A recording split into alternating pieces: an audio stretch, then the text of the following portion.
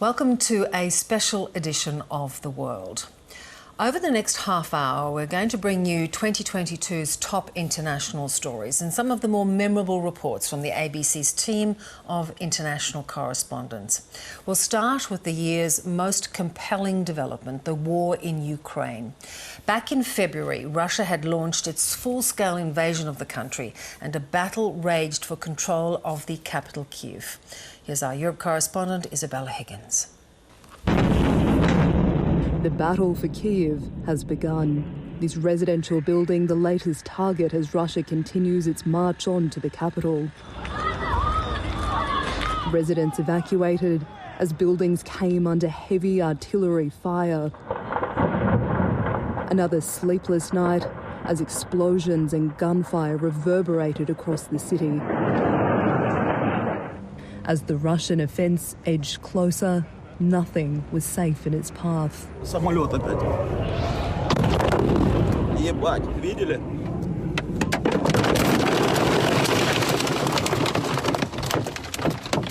This video, captured in the capital, appears to show a tank going out of its way to crush a civilian car. Incredibly, the driver survived. A defiant Ukrainian president filmed this video from the streets of Kyiv, telling his people and the invaders he wasn't going anywhere. We are all here. Our soldiers are here. The citizens are here. We will defend our independence. Glory to our defenders. Glory to Ukraine. The president rejected an offer to be evacuated from the country by the US military, vowing to stay. People who chose to stay and fight were urged to prepare petrol bombs, with volunteers in their hundreds lining up to pick up assault rifles. Ukrainian defences in Kyiv also bolstered by additional troops to slow the Russian advance. By morning, the pivotal battleground remained under Ukrainian control, but residents trying to flee were met with warning shots. To keep desperate crowds under control, we've been trying to get on all day. You have to break through the crowd, but how are we going to do that with a child? Residents yesterday, refugees today. This city of Lviv is full of Ukrainians who've fled violence. Many are now making the agonising choice to leave their home country altogether. Some of them say they don't know when or if they'll ever be returning.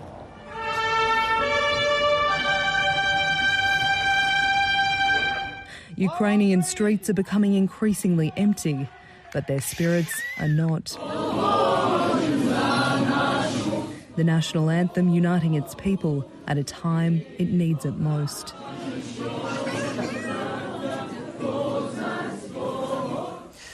Staying with the war, and as the months passed, what emerged was the fierce determination of Ukrainians to defend their territory. Our Europe correspondent Nick Dole sent us this report from near the front lines in the Donetsk region. Across the fertile fields of Ukraine's southeast, a fierce battle is raging, and the momentum can change in an instant.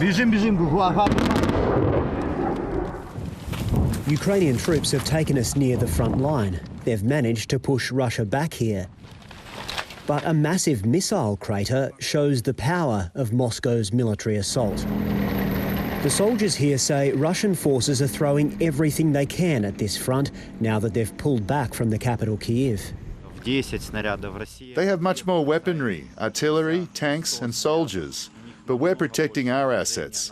The Russians don't hide theirs and they don't seem to care. Ooh. You can hear the bangs in the distance. You can see the smoke over there. So that's the Russian front line. We can hear and now see in the distance. These are defensive trenches which the Ukrainians have dug quite quickly, just in case they are pushed further back. They say they haven't had to use them yet. There's an eerie quiet in the villages near the front line. Most people have left already, but 14-year-old Lesha and his family are staying. Why are you still living here when there are so many bombs around? This is normal, he replies. This is how it is now. So this is a result of Russian artillery, which you can probably hear right now. It was some distance from here, but we're told they are now moving more towards our position, so it's our cue to leave. And just moments later comes a deafening roar.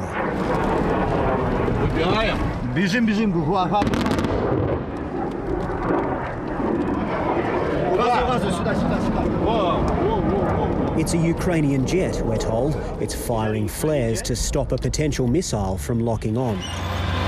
The stakes are high here. If Russia can make it north to Zaporizhzhia, it will tighten its grip on this region. For soldiers like Doc, it's personal. In Zaporizhzhia, I have a family. I've got a wife and family to fight for, and a home to protect. Motivation like that is helping drive Ukraine's defence, and it's foiling Vladimir Putin's plans. Nick Dole, ABC News, Shevchenko. The death of Queen Elizabeth in September was met with grief throughout the Commonwealth and in many countries around the world. In Britain, where her reign had lasted 70 years, many people felt a very personal loss as the second Elizabethan era came to a close. The news the world had anticipated but wasn't ready for. A few moments ago, Buckingham Palace announced the death of Her Majesty Queen Elizabeth II.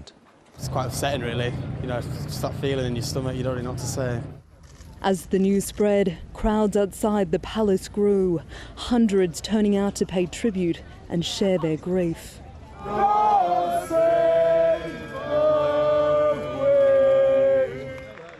Staying well into the night, rain nor darkness could deter them. She had an impact through all generations. And people from all walks of life. London's iconic black cabs coming to a standstill outside the palace. Flags are now flying at half-mast, a sobering reminder of the one great constant in life across the UK and the Commonwealth. And we've all known just one queen. She's the person we've always looked up to. I've never been a royalist, so I don't know why I've been so affected by it, but I really am. I think I've always looked up to her. I think especially for a woman to be in such a high position. From one leading woman to another, the Queen carried on with official duties right up until the end, appointing her 15th and final Prime Minister during her reign. Through thick and thin, Queen Elizabeth II provided us with the stability and the strength that we needed. United in grief, leaders across the UK shared their tributes. For the vast majority of us, the late Queen has been simply the Queen, the only Queen. By all accounts, Her Majesty was really happier than when she was here in Scotland at her beloved Balmoral. For 70 years, the Queen has been a revered figure, an anchor of stability. Steering the monarchy into the digital age, she helped the world keep calm and carry on through many a crisis. All right, should be getting the train home, but it just feels a bit too normal to, I don't know, to carry on. Perhaps the Queen had one last message to share. In June, Sri Lanka's economy was in meltdown and there were nationwide shortages of food, fuel and medicines. The country's people were fed up. Protests had been gaining momentum for weeks and they culminated in the storming of the presidential palace, from where our correspondent Zoe Ford sent us this report. Protest leaders had warned that if Sri Lanka's Prime Minister and President did not resign as promised, things would escalate. And they did. This is one of the country's most important buildings, the office of the Prime Minister, being occupied by an angry mob. Tear gas and water cannon didn't scare anyone. Instead, the group just kept growing. I think through social media, the news got out and then people flooded here and we had enough people to break in. Eventually, armed guards could only stand by and watch. They did many things to avoid our entrance, but however, we managed to enter finally. They were soon lining up for a self-guided tour of the colonial-era building, taking photographs, watching television and inspecting the rooms where many of the big decisions about their nation have been made. There's now a steady stream of people coming through this office. They They say they're not going to destroy anything, they're not going to steal anything. They just want to take a look on this history-making day. In 2022, the Philippines saw the stunning comeback of a political dynasty almost 4 decades after it was overthrown. Ferdinand Marcos Jr., popularly known as Bongbong, replaced Rodrigo Duterte as president in May. Despite pressure from human rights advocates, Bongbong continued the country's brutal and deadly war on drugs, which some still call a war on the poor. East Asia correspondent Bill Birtles met some of those affected by this deadly policy. In the heart of one of Manila's poorest districts, we're on our way to meet a drug dealer. Buyers and sellers of methamphetamine used to trade openly on these streets, but it's now been pushed further underground. 49-year-old Bilog takes us inside the tiny humid room he shares with 2 teenage sons. The drug war changed things a lot. It devastated my family and every parent in the Philippines who sells drugs to feed their kids. So most of the people here who were alleged by police to be dealing were arrested. Everyone was scared. Bilog himself spent 2 years behind bars in the war on drugs ordered by the outgoing president Rodrigo Duterte. Thousands of people were killed and the president often fanned the flames of violence. If it involves human rights, I don't give a shit. But still, Bilog deals meth, as do his sons, and he uses it too. The dealers who were jailed, of course, they returned to selling drugs after getting out of prison. It's our basic source of income.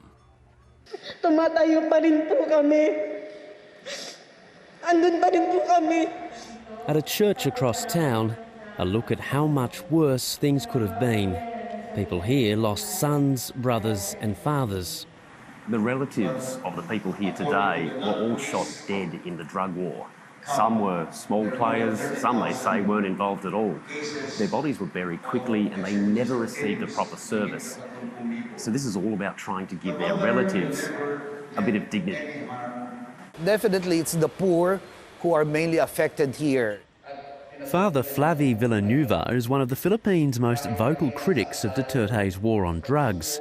And with the end of the Duterte presidency, he sees little hope for change under Bongbong Marcos. The drug war will continue, however, it needs to be diagnosed properly. There was already a misdiagnosis from the very beginning. During his election campaign, Bongbong Marcos, known as BBM, pledged to target the bigger fish of the drug trade. But with the outgoing President Duterte's daughter, the new deputy to Marcos, the drug war is set to continue. Duterte did the tough part, okay, to shake the country, to shake the people, to wake them up. Vince Avena, an anti-drugs campaigner and Marcos supporter, says the drug war remains relatively popular, but he agrees it needs refining. In the next administration, BBM and Sara Duterte, they themselves said that they will face it and they will solve it with love. That sinks into me as a more holistic approach. Marcos has suggested more rehab funding as part of an overhaul. But for now, the drug trade, so deeply entrenched in the poorest pockets of the country, goes on. Bill Birtles, ABC News, Manila. In the United States, Hurricane Ian tore into western Cuba before ploughing into Florida's Gulf Coast with catastrophic force.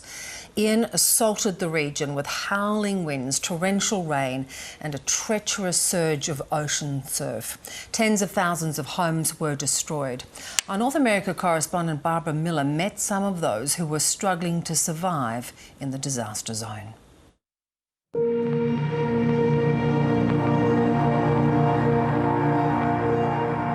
Another fine day in Florida, the Sunshine State. But nothing here is as it was, nor will it be for a long time. Everywhere, possessions and boats, so many boats, where they don't belong. Hurricane Ian could be the deadliest storm in Florida's history. Hurricane Ian battered Florida's southwest coastline with winds of close to 150 kilometres an hour.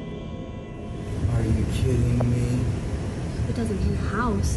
It's going down the street. They're used to storms here, but this was a big one. And it got hit with really biblical storm surge. The numbers are still unclear, but we're hearing early reports of what may be substantial loss of life. And Ian's predecessors, like Charlie and Irma, didn't hit such large and populated stretches of coastline. You look around here, there's nothing. We have no power, no phone service, nothing.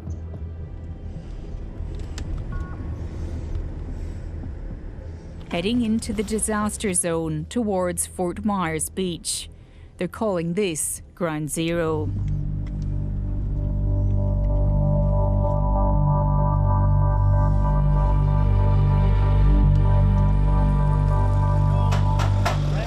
It's not long before we see evidence of looting.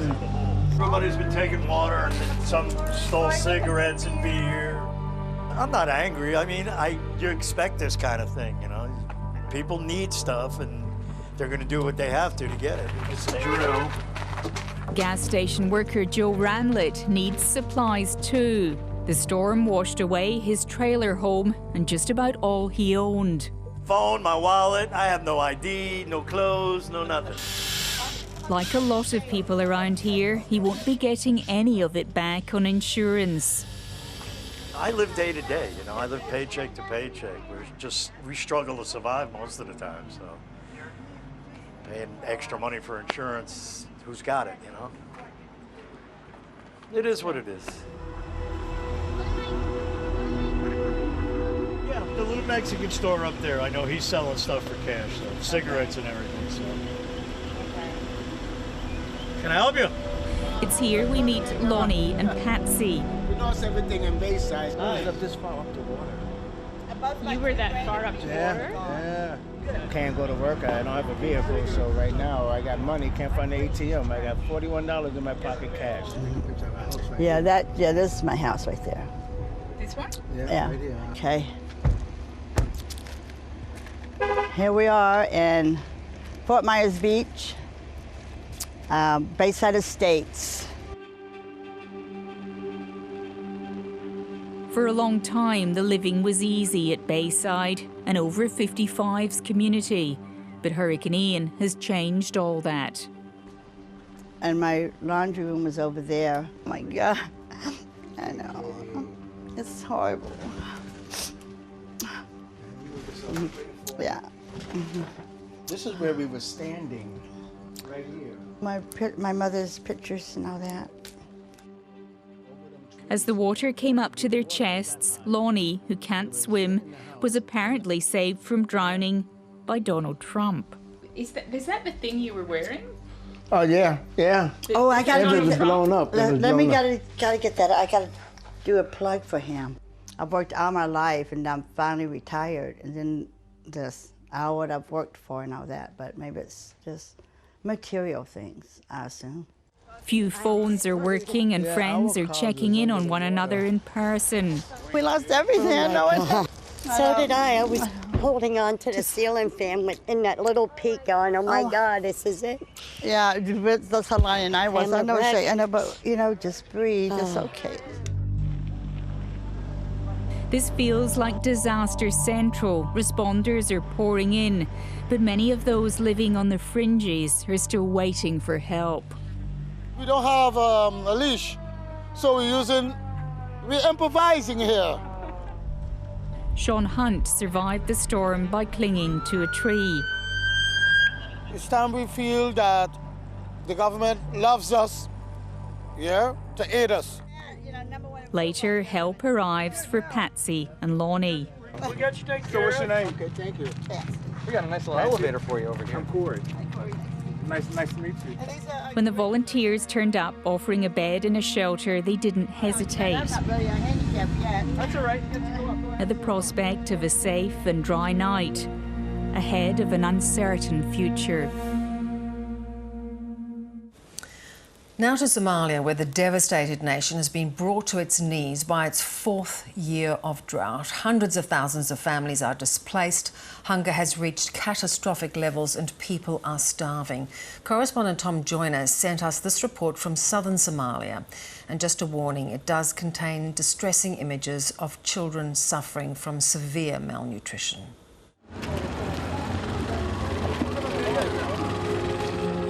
A nervous mother watches on as doctors examine her emaciated son.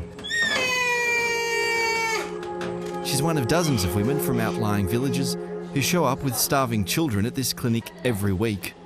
The people will die, and if the situation continues like this, it could be possible to famine, and that will be more tragedy. Dr. Walia has seen a swell in new arrivals over the last few months, as drought, driven by climate change, has seared the landscape. This one is the serious one. So all complicated cases we admit here.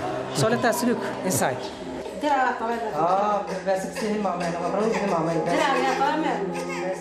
This child is so severely malnourished, it's developed a condition called edema. And he have a swelling on both legs, hand and face, even the abdomen. Another woman, Shanae, made the 65-kilometre journey on foot to get help for her sick son. I would like my child to be able to grow up. If he survives this, then I will survive too. Across Somalia, the worst drought in half a century is causing catastrophic hunger as crops fail and livestock perish. Hundreds of thousands of people are being driven to starvation, and a famine now looms. Many have become refugees in their own country, fleeing their homes to reach camps like this, where they hope to find a better chance of survival. It's not much. These tents are cobbled together with sticks and available scraps. There's no electricity or proper toilets. Everyone here has a story of hardship.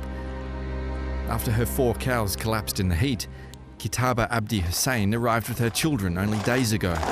One child's already contracted measles, and she feels her own body beginning to fade. We're dying of hunger. We're thirsty and we don't have anything we can use to buy food. Our livestock died in the drought. We came here in search of survival. All Kitaba and her children have left are the clothes they're wearing. There's no food. No one's eaten in days. I swear to God, this is the 3rd night we haven't cooked anything. We can do nothing but sit here. These camps are a common sight around this region, but they were never designed to be a permanent solution for housing. They're unsafe, disease is rife, and they're no place to raise a child. But for the families cramped into these makeshift shacks, there's nowhere else to go. Outside the clinic in this camp, a crowd of women clutching frail infants gathers, desperate to see one of the health workers inside. We screen severely malnourished children here every day. Every month is worse than the preceding one. Shanae has brought her baby, whose condition has gotten worse overnight. She says he was discharged yesterday, but started to have diarrhoea. The boy is drastically underweight, and a quick arm reading indicates an extreme case of malnutrition. Once Shanae's child recovers, she'll be able to return to the camp. But for many, that's where the cycle begins again. Tom Joyner, ABC News, Somalia. Well, let's return to the war in Ukraine, where in November, ABC correspondent Greg Jennett was granted rare access to prisoner of war camps in the country's west. Several of the Russian prisoners have told stories of how their army pushed them into battle. We've taken care to protect the identities of some of the prisoners.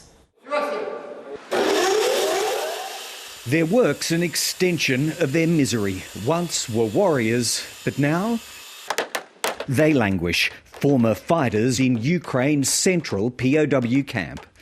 Cut off from Mother Russia, the price of entry was surrender, yet glum faces suggest it felt like abject defeat.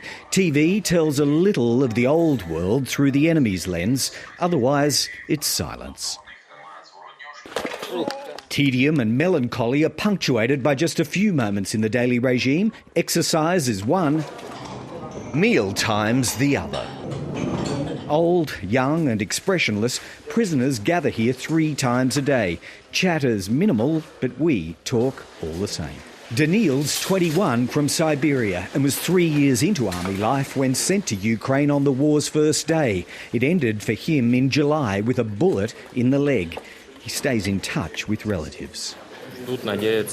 They hope and wait for me. They say the Ukrainians won't let me out of here. Calls home are allowed for up to 15 minutes. We love you very much. We're really worried about you, coal miner Jirov's mother tells him from Luhansk. Strength of mind remains a work in progress. Thank you for sharing your story. 21-year-old Siberian Nikita's battled broken bodies beyond repair. We dream of war at night, all the time. He jumped on a mine laid by his own in a trench and hopes for prosthetics to walk when he gets home. As for his roommate Vitaly, whose leg was shattered by a grenade, as a student, he tells us, he was duped into thinking he was off for training.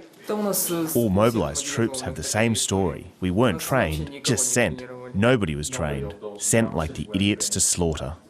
Many have been here for months. Their release is subject to a pecking order that appears to favour senior military personnel or those with money and connections to Russia's elite.